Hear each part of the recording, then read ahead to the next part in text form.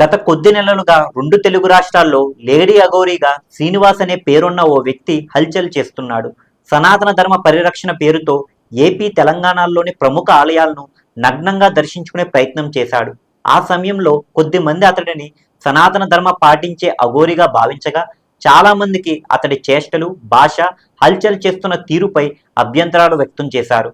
ఆ తరువాత ఏపీకి చెందిన వర్షిణి అనే అమ్మాయిని ట్రాప్ చేసి పెళ్లి చేసుకోవడంతో అఘోరీ వ్యవహారం మరింత హాట్ టాపిక్ గా మారింది. అయితే ఇటీవల అఘోరీకి సంబంధించిన ఓ ఫోటో సోషల్ మీడియాలో వైరల్ అయ్యి, స్టైలిష్ హెయిర్ కట్ తో దిగిన ఫోటోలు నెట్టింట వైరల్ అవుతున్నాయి. అఘోరీ అసలు పేరు శ్రీనివాస్.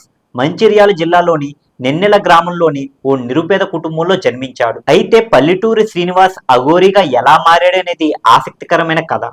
శ్రీనివాస్ నిజంగా హిమాలయాలకు వెళ్ళాడా? అక్కడే ట్రాన్స్జెండర్ గా మారేందుకు అవసరమైన విధి విధానాలను పాటించాడా అనే ప్రశ్నలు కలుగుతున్నాయి.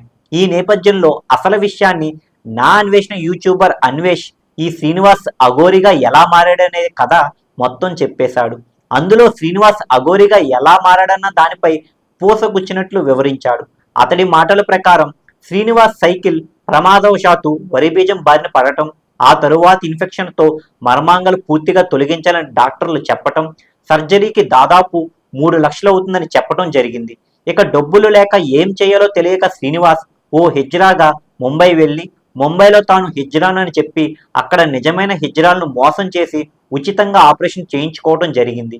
అదే సమయంలో మీడియా ఛానల్లో అఘోరీలు, నాగసాధువుల గురించి ప్రత్యేక కథనాలు చూడటం, ఇక ఆ కాన్సెప్ట్ నచ్చి ₹5 పౌడర్ ప్యాక్ రాసేసుకుని లిప్స్టిక్ పూసుకుని అఘోరీలా మారటం, అనంతరం తెలుగు రాష్ట్రాల్లో ల్యాండ్ అయి హల్చల్ చేయడం స్టార్ట్ చేశాడని నా అన్వేష్ శ్రీనివాస్ స్టోరీ చెప్పుకొచ్చాడు.